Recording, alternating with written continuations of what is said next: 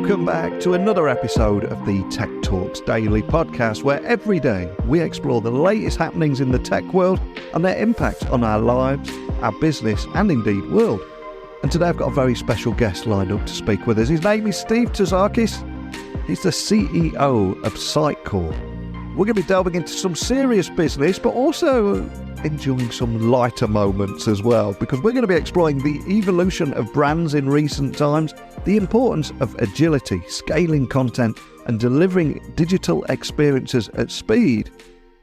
But also take a look under the hood at the emerging technologies that are making all that possible, and not underestimating the importance of a composable strategy to deliver success. And with Sitecore leading the charge through innovative approaches and strategic tech investments, I think Steve is the perfect guest to talk about this today, and we've got so much ground to cover.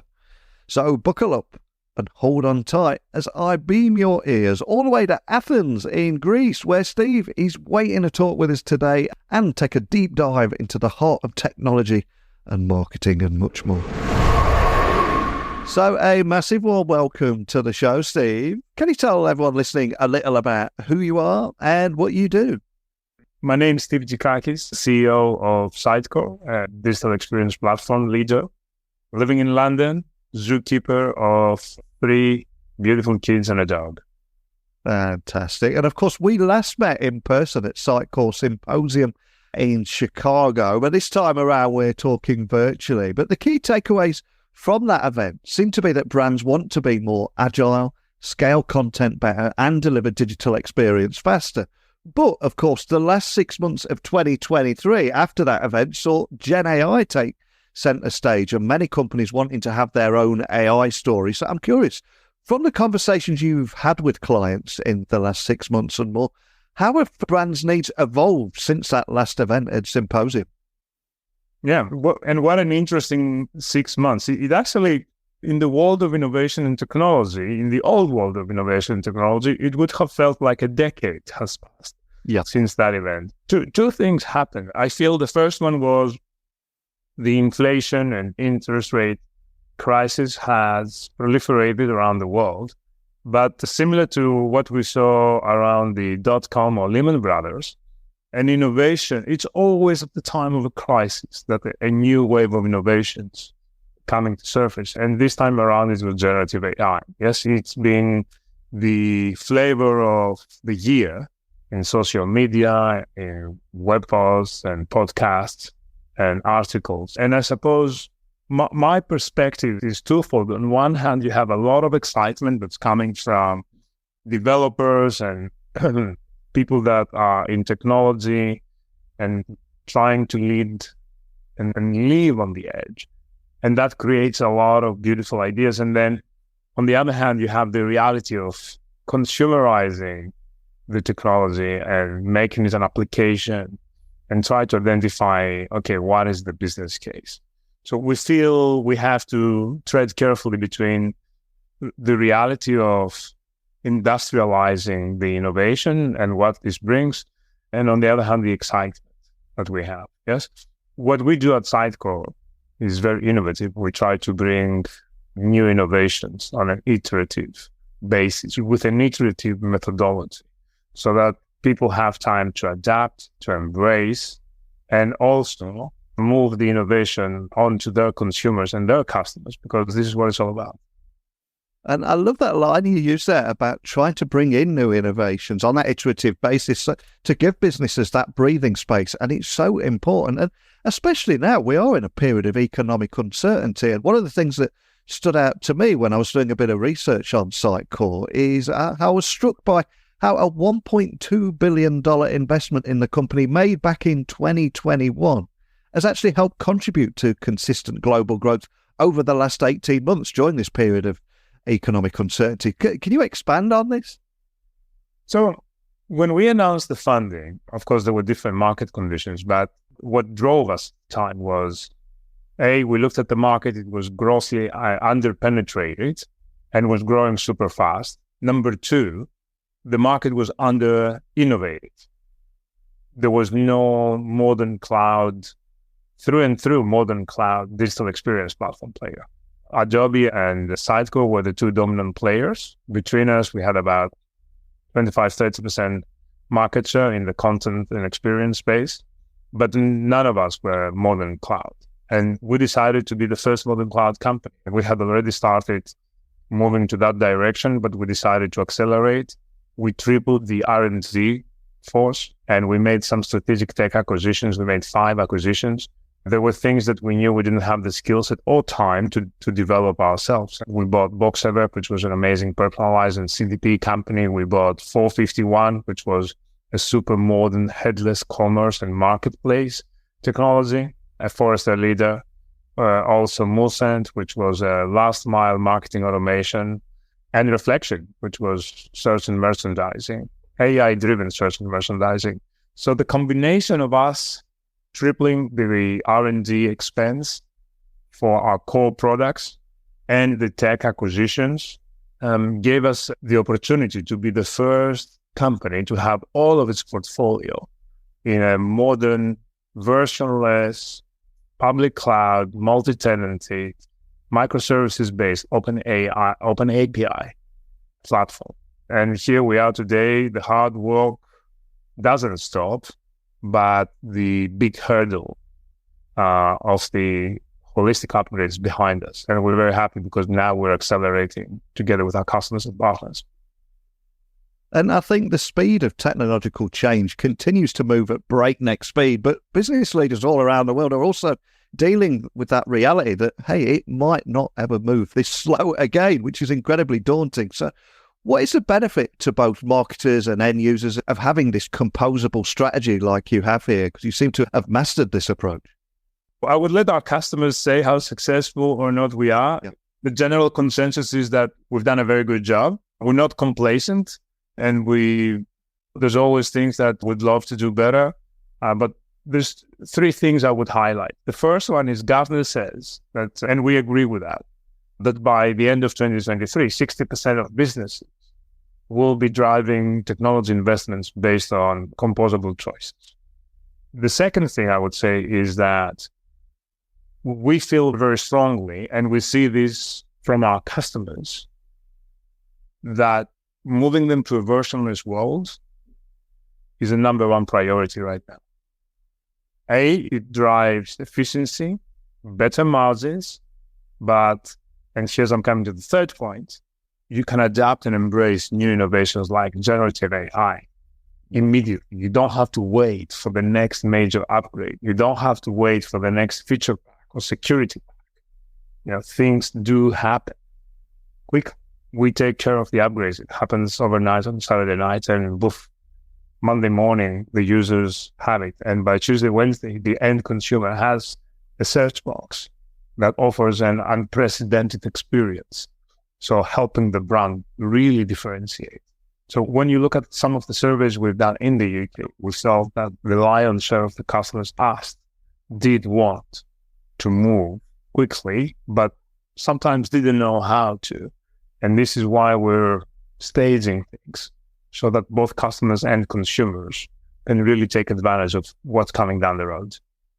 And as I said at the very beginning of the podcast, we last spoke in Chicago. You've also recently had an event in London, which, as you said, is where you now live. So I've got to ask, as the CEO of Sitecore, is there anything that particularly excites you about the London MarTech scene? Because you're right in the heart of this space now. We will have people listening all over the world. So is there anything that excites you about the MarTech scene in London? I've always felt I'm a little bit biased. I'm not originally from London, but lived in London for a big part of my life. So this is the world's largest metropolis. From a cultural perspective, from an innovation perspective, from a technology perspective, we see that a lot of stuff is happening here. You have the energy from the financial community, of course, and the resources. You have Europe and North America and Asia all meeting here. You have the world's largest brands present here. So it's as important as North America and, of course, parts of Asia. Now, we don't separate. We're a company that doesn't have headquarters. There's no such thing as a big building with the Sitecore banners where you can tell that the CEO is here. We're a globally dispersed company.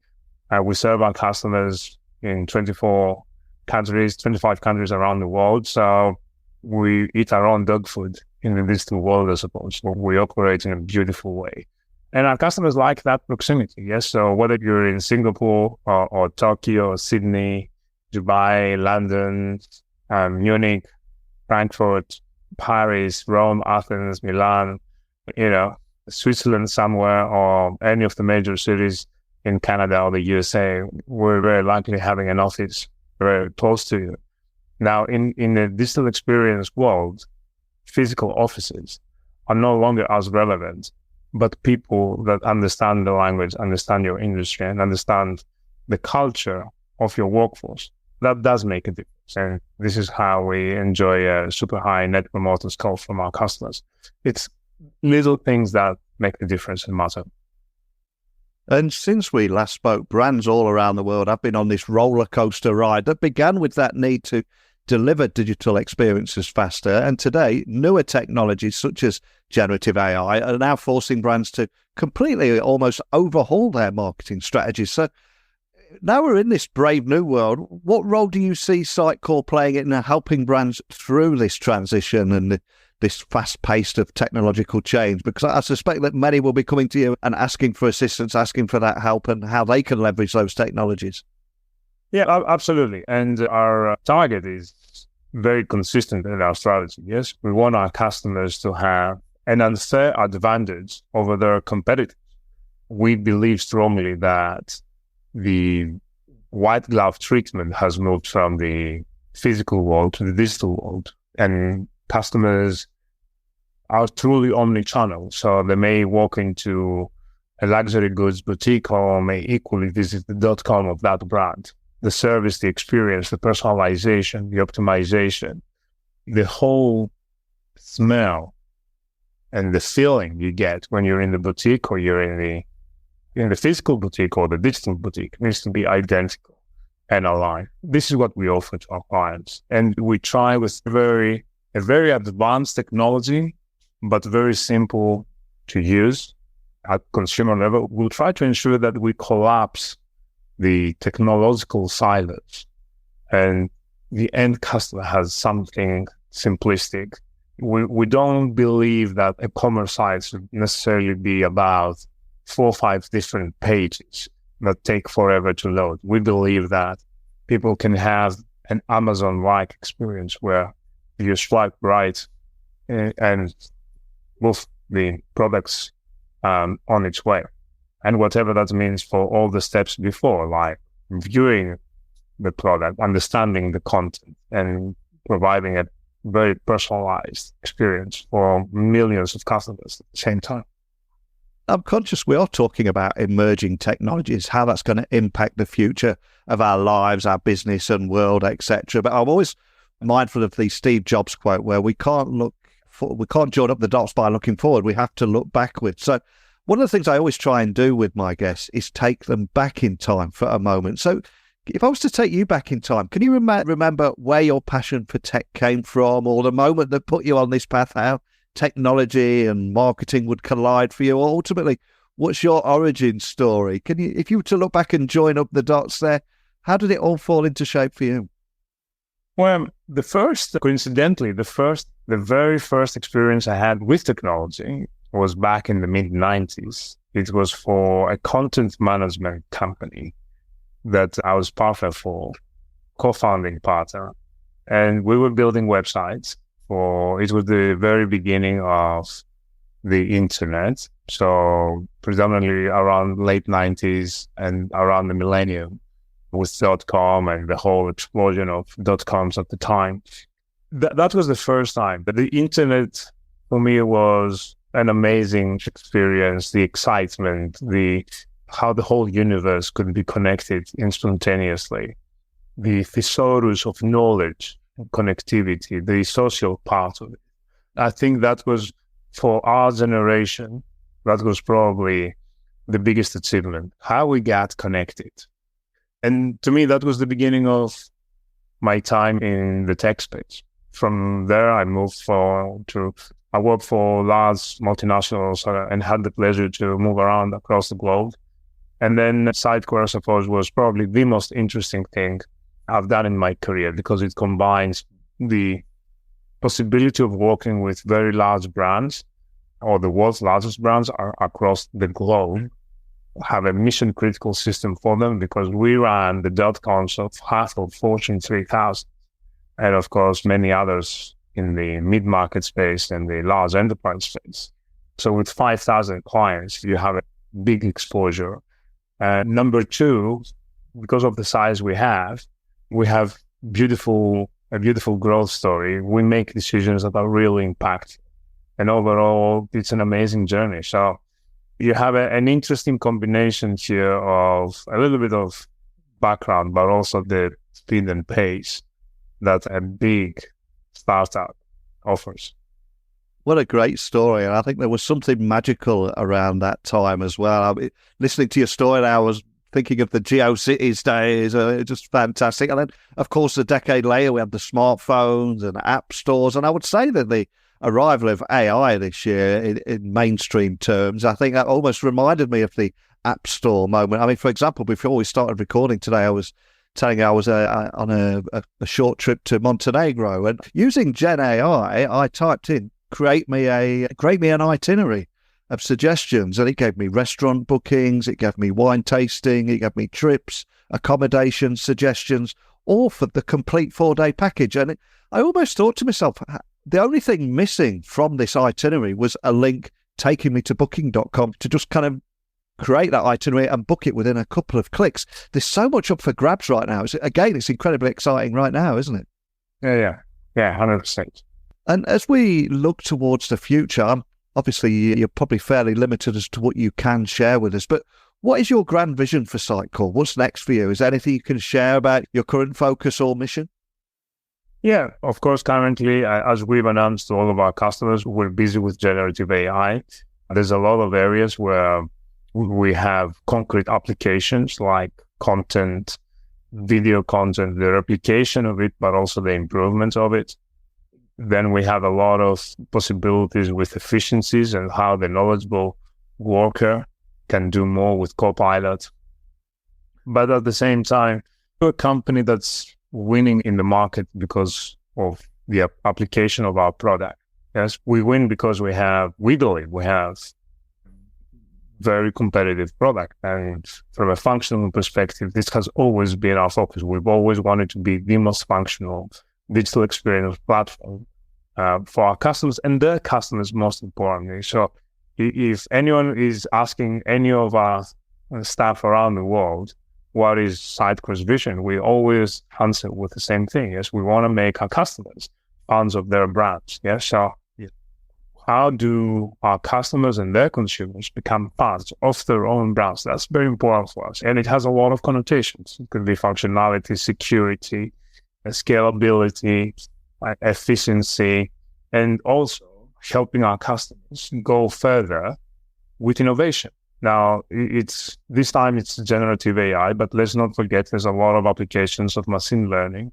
There's a lot of areas and a lot of opportunities with analytics and so on and so forth. But I have to stop here because there's a lot of excitement about our product roadmap. As we said earlier in the podcast, we want to be bringing all the news in an iterative fashion so our customers and partners have the opportunity to consume and embrace. Well, it's been an absolute pleasure to have another conversation with you today. But before I let you go, I want to have a little bit of fun with you. I've got an Amazon wish list of books for listeners to check out and a Spotify playlist of favourite songs that listeners can check out. Well, I'm going to ask you now, can you leave us with a book that has inspired you or means something to you, or a favourite song that we can add to the Spotify playlist? I don't mind what it is. All I'm going to ask, though, is what would you like to leave everyone listening and why? My book will be, probably my favorite book will be something that most of your listeners may have come across. It's Freakonomics. Yes. By Stephen Levitt and Stephen Dubner. Probably 20-year-old book. It was a phenomenon at its time. I read the first and probably second and third iteration. So Freakonomics helped me see the world differently. So For those that have not read it, it's an opportunity to. For those that have read it, it's always good to go back and quickly flick through the pages. And when it comes to the songs and music, I grew up with music, so I'm a big Beatles fan. I would probably add The End from the Abbey Road album, one of my all-time favorites. Wow, 2 classics there. Absolutely love that. I'll get those added to the Spotify playlist and the Amazon wishlist. And for anyone listening, just wanting to find out more information about all things Sitecore, your plans for the future, what you're working on, etc., or even contact your team, what's the best starting point for everything? Sitecore.com, of course. Brilliant. Oh, I'll get that added. And love chatting with you today. I think we've covered so much in a short amount of time, from leveraging emerging technologies combined with that composable strategy needed to succeed, all washed down with your personal story and a great book in Freakonomics, and even having time to leave us with a great tune to finish on too. Absolute pleasure as always, but thank you for joining me today, Steve. Thank you, Neil. Pleasure. A huge thank you to Steve for joining us on the podcast today. I think we journeyed through the evolution of brands' needs in the age of AI, the significant impact of investments in the tech space, and the power of that composable strategy for marketers and end users. And it was also great to hear some of those exciting opportunities in London's MarTech scene, and how, of course, how Sitecore is guiding brands through this rapid pace of technological change. I think it's important to remember as well, in this age of AI and digital experiences, agility and adaptability, they're not just buzzwords anymore. They are crucial for success. And with innovative companies like Sitecore leading the way, I think the future is certainly something to be excited about rather than fear. But as always, if you've got anything you'd like to add to today's conversation, if you've got any questions you'd like to ask me or pass on to Steve, email me directly, techblogwriter@outlook.com. If you hang out on Twitter, LinkedIn, Instagram, Threads, wherever it is, send me a quick DM as well on @NeilCHughes, and we'll keep the conversation going. But that's it for today. So thanks for listening to Tech Talks Daily. Don't forget to subscribe and stay tuned for more fascinating discussions like this. But it's time for me to sign off now. So keep innovating, keep adapting, keep moving forward. But more than anything, thank you for listening. And until next time, don't be a stranger.